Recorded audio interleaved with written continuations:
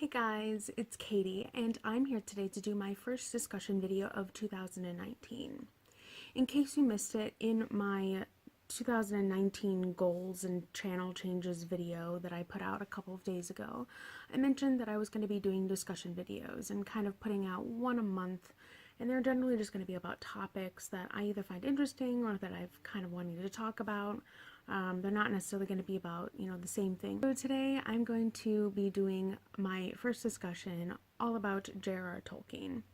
Now, I'm not going to really talk much about his books and his worlds, but I am going to talk about him as a person, because I find that on BookTube there's a lot of stigma surrounding him and his worlds and just his works in general. Like, people either find them to be boring and dull or too, overhyped and everything.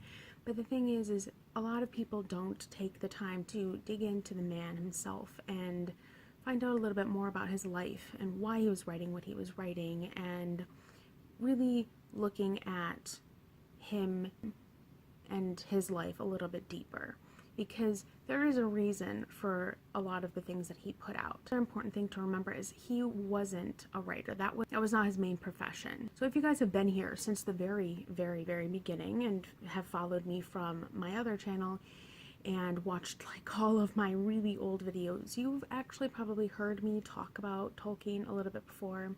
I definitely remember doing one or two tag videos, and it was a longer one, and I literally spent like half of the time of that video talking about Tolkien and his life.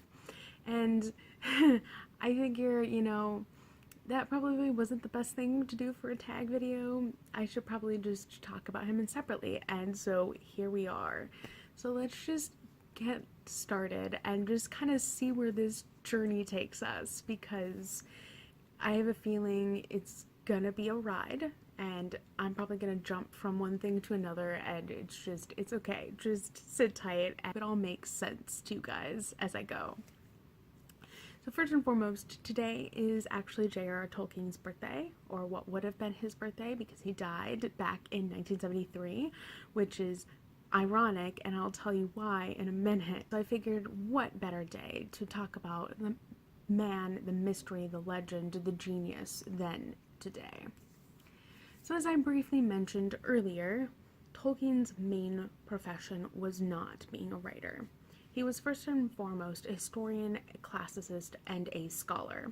He was a professor of linguistics at Oxford University, and so he spent a lot of his time delving into the history and evolution of languages. He wasn't really necessarily into the more of the scientific aspect of what makes a language, but more into the evolution of how languages arose. There's a difference between philology and linguistics, and that is the main difference that I understand. And several of his other passions of his scholarly works was in particularly ancient societies, but he loved Norse works. One of his ultimate life works was to try and translate Beowulf in its entirety. During his lifetime, he never finished it. A couple of years ago, back in 2015, J.R.R. Tolkien's son, Christopher, published this work, and it is Beowulf. However, it's unfinished. And I mean, what's so tragic about it is it could have overtaken Seamus Heaney's translation, but because it's unfinished, it's considered to be not, the ideal translation to go to. But ultimately, this was one of Tolkien's life works. He was fascinated with the tale of Beowulf, and he was just really, really into the Norse things, because he translated other Norse works as well. The Legend of Sigurd and Gudrun, for instance. And I actually read this last year, and it was quite good. There's a lot of commentary in here done by his son, which I really appreciate. Christopher actually did a lot of that as well. He went through all of his father's notes, and he was, working on trying to explain why his father used specific words in specific places and translated things in certain ways, and just trying to put something together for people who were really interested in this other side of him. His work with Beowulf and all of the other Norse myths and legends and poems and things is ultimately what led him to creating certain facets of Middle-earth. For instance, The Hobbit. If you've read both The Hobbit and Beowulf, there are great similarities between the two. The reason for that being is Tolkien wanted England to have almost like an epic poem and a tale of heroism and dealing with dragons and things that was inherently their own, because there were all of these legends and myths and historical books that were potentially attributed to England, but it wasn't known as that for a fact. So Tolkien loved Beowulf, and then he, as in essence, basically wrote The Hobbit, and there are great, vast similarities between the two of them. And because of that heavy inspiration, it just translated from one thing to another. But Tolkien's main purpose for writing The Hobbit was so that England could have their own kind of thing, but he also wrote it as a children's book, but it also can be read with a deeper meaning and a lot of deeper analysis than people realize. It's one of my all-time favorite books, and I've read it many times and had different experiences every single time I've read it. And as I've gotten older and as I've studied ancient and medieval things, I've really just seen the sheer brilliance of everything that went into The Hobbit. But, as I said before, Tolkien's life work was translating Beowulf and a lot of other Norse mythology things, and just really delving into philology and teaching. So another facet of Tolkien that people might not necessarily know a lot about is that he fought in World War I and World War II. And when he was in both of those wars, he experienced great loss and great tragedy, and he fell into kind of a very despairing, kind of melancholic time, because he was watching all of his friends die, and he was watching so many of the horses that he trained himself get killed on the battlefield, and he was just having a really hard time coping and dealing with all of that. So what he did is, while he was on the battlefield during World War I, or as the documents and sources say, is he actually started writing The Lord of the Rings while he was there. And originally The Lord of the Rings was not meant for the public. It was kind of written for himself as kind of an escapism and as a coping mechanism. But his publishers really wanted more adventures of hobbits after The Hobbit was published. And so he cranked out the rest of The Lord of the Rings, and originally it was published as one book. There's this big, giant red book called the Westermark, I believe is what it's called, and it has the books. Everyone knows the books to be split into three, but it's really meant to be one giant saga, one giant story. So that's split into 6 books. So there's the Fellowship of the Ring, then the Two Towers, and the Return of the King, but they are all in one book. But the publishers didn't like the big one book thing. They're like, no one's gonna read that. And so he reluctantly split them into 3, and that's how we have come to know them to be split into 3. But he originally wasn't planning on publishing The Lord of the Rings in the first place. It was just something that he did because of the public and because of his publishers demanding more. And it's interesting because a lot of people tend to like The Lord of the Rings more than The Hobbit in a lot of different ways, and in some ways I understand it. The Hobbit is very simplistic. There's not a lot there in terms of delving in deep or really getting to spend time in the world and with the characters. Everything moves pretty quickly, but because it was meant as it was geared towards younger readers, it's understandable. The Lord of the Rings is very much a product of and a story about what Tolkien experienced. But it's also a story of great hope and kind of just not despairing, like when everything seems like it's going wrong and just everything seems to be in despair. Don't lose hope. There's always light at the end of the tunnel. Good will prevail, kind of a thing. And it's just absolutely gorgeous to read and really just delve in deeper. But something that people tend to do with The Lord of the Rings that actually Tolkien despises with his entire being is to read all of this allegory into The Lord of the Rings. A lot of people like to see all these different religious themes from Christianity that's kind of like embedded in there, and that was not intended whatsoever, according to Tolkien. And he actually would be rolling in his grave by the fact that so many people have done that with his work today. Like, he just was not about that. And thing about Tolkien, which is really lovely, is that he had a very, very great friendship with C.S. Lewis, who wrote the Narnia series, and there were a couple of other authors as well, and they actually created a little writing group together called the Inklings, and they would meet in this little pub in Oxford called the Eagle and Child. And it's lovely because if you actually go there and you go into the pub, there is a letter that is written and signed by all of the members that's hanging on the wall. And it's just such a great place. But Tolkien's and C.S. Lewis's friendship was just hysterical because they would often just do things to roast each other all the time. Like, for instance, C.S. Lewis literally put a lamppost in the Narnia books because Tolkien was like, no one's ever gonna read a fantasy book that has a lamppost in there, or why would a lamppost ever show up in a book? And so he just did it as a spite thing. So he's just like, I'm gonna put this lamppost here just because you said that. And it's just hysterical to me. But another thing that is really lovely and shows the depth of their friendship is they wrote characters based on each other. So the creator of Narnia, who is, what's his name? Diggory.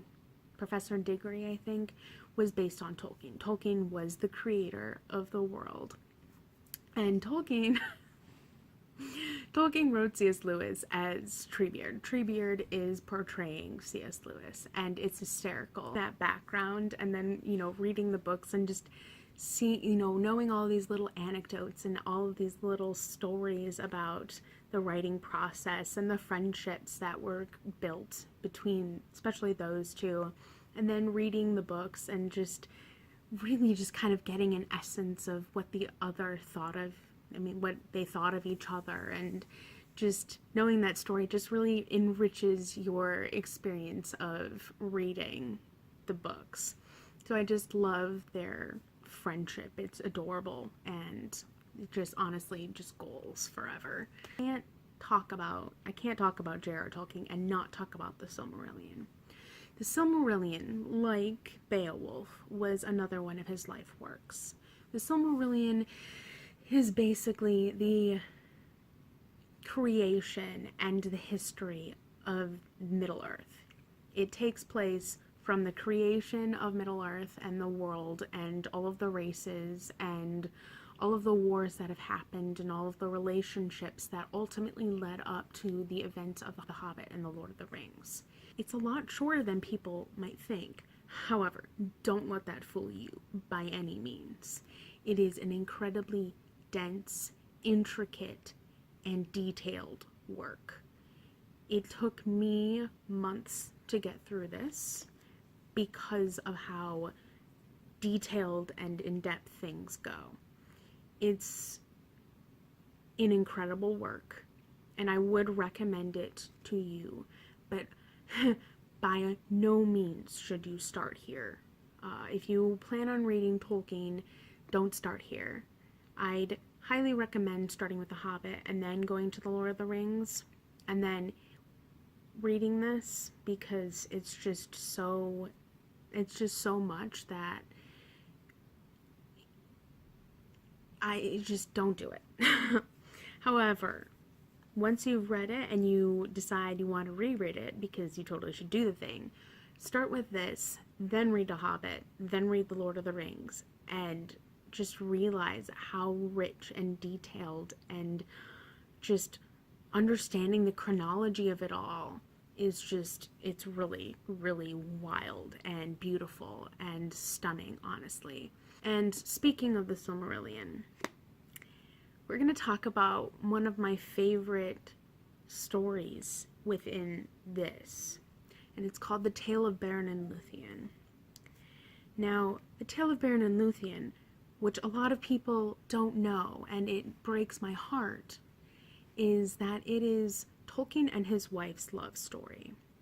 A lot of people complain about how he didn't include women in his works, and he didn't include romance really in his works. And it had nothing to do with him. It had everything to do with his publishers and with the time that he was living in.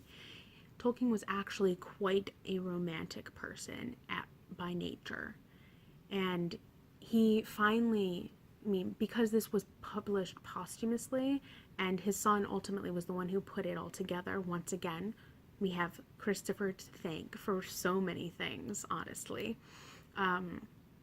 He actually wrote beautiful love stories kind of scattered throughout this book, but particularly the Beren and Luthien tale is just, it breaks your heart. It's phenomenal, though. Like, don't get me wrong.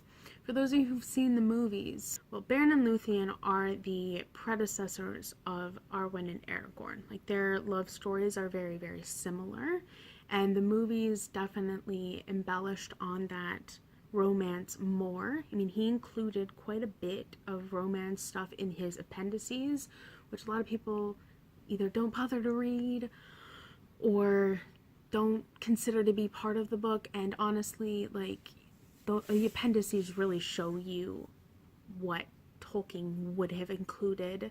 He just kind of included them in the back, and just a lot of people skip them. But don't do that. Just don't do that. But in this, he really kind of let all of his emotions and all of his life get poured into this. I mean, honestly, this is his life's work. Like, basically, if he was writing an autobiography about himself, in a way, it's this. And that's just beautiful to me. But him and his wife met when they were, I think, in their teens, like their early mid-teens. And because I think Tolkien's parents had died, so he had a guardian, and his guardian did not approve of the match because they're not the same religion. Tolkien was Catholic, I believe, and she was Protestant, or it could have been the other way around, and his guardian just did not approve. And so he kept them away from each other, kind of a thing. And so she actually went off, and she was actually engaged at one point. And Tolkien, as soon as he turned 18, he wrote a letter to her telling her he still loved her and that he wanted to be with her, wanted to marry her, etc. And what did she do? She dumped the guy that she was engaged to go be with Tolkien. And the rest is history, honestly. And then if you go to their graves, on them is engraved, here lies, Tolkien, Beren, and then here lies Tolkien's wife, Luthien, and it's engraved in there, and the Beren and Luthien are the ones that are in the book. And when you have that knowledge of that relationship and everything that they went through, and you read The Tale of Beren and Luthien, you'll just start sobbing from page 1, like I did, and realize how much of himself he actually put into this in particular. Like, the more you learn about Tolkien's life, and the more you really delve into the Silmarillion and the Lord of the Rings in particular, the more you realize he put into his works. Like, he put himself into these works. And it is honestly incredible and devastating and heartbreaking all at the same time. And I will never get over that. I just can't express how much I adore Tolkien as a human being and as everything else. And honestly, so many people in the world consider Tolkien to be the father of fantasy. And they're not wrong about that, because his works exploded, and so many people, so many authors today draw on him and his works. Like, you'll see bits and pieces here and there that Tolkien kind of took from different mythologies and different experiences and different things that he read throughout his life and wove into this intricate, incredible world. And it's amusing to be around certain friends and certain family members, because like, we'll be watching a movie or a TV show or reading a book or something, and then all of a sudden someone will just exclaim, "Oh my god, Tolkien essence," or "Oh hey, they stole that from J.R.R. Tolkien." And I'm just like, yeah, probably they probably did. And when you read all of his works, you'll really understand what I mean. Just all of the tropes that people on BookTube and people of fantasy worlds love, in essence, were created and enhanced by this man. Bringing it back to his love of languages, he decided that it would be a really cool idea to write 3 of his own original languages. He wrote, 2 forms of Elvish, and then Black speech. Some are more complete than others, but they're in essence their own created languages, and there has been nothing like them ever since. And there have been other people in the world that have tried to create their own languages, but no one can come close, in my honest opinion, to what Tolkien did, because of his in-depth studying and his passion for languages, and just the way that he knew how languages worked. He was able to create things in such an intricate and incredible way. I mean, his Elvish, for instance, the 2 separate dialects, you can tell that there are distinct differences between them, even though they might have some similarities because they're from a common thread, but they are distinctly different. And then the Black speech is something incredible altogether. I mean, he was a genius, and especially when it came to the language portion of his worlds. I mean, it's just incredible.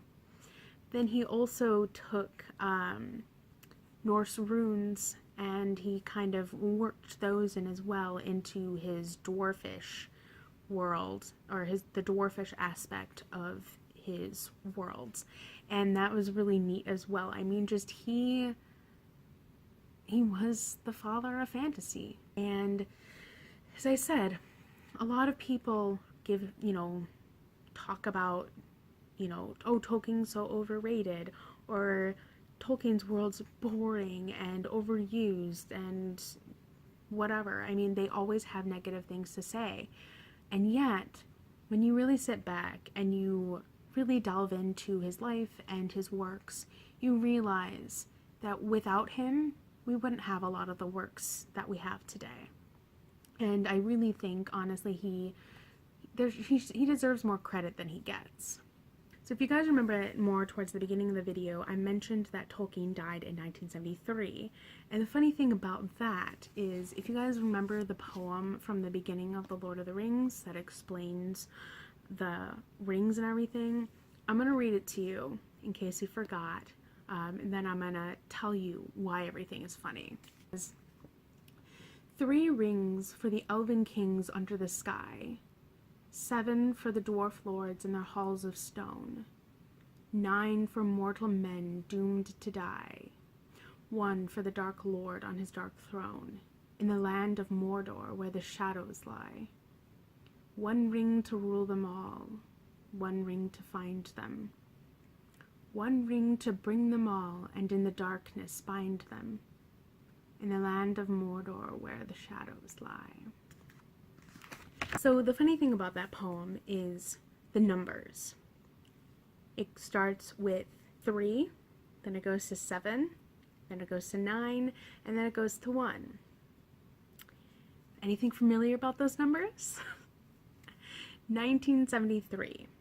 1 ring, 9 rings for men, 7 rings for dwarves, 3 rings for elves. So yeah, there's a little bit of a conspiracy going on around his death. Ironically, maybe because literally 1973 and then that poem that he created, like, it's really eerie, but it's also just mind-blowing and weird, and yeah, it's just crazy to me, honestly. And I figure that this is a great note to end this video on. I hope you guys enjoyed this and that you learned a little bit more about Tolkien, and that it helped you kind of understand him and where he was coming from, and just his relationships, and him creating the world that he did, and why he did it, why he did a lot of the things that he did, and the fact, and most importantly, I think, that he's not overrated and that he should be appreciated more than he is, because without him, we wouldn't have a lot of the things that we have today.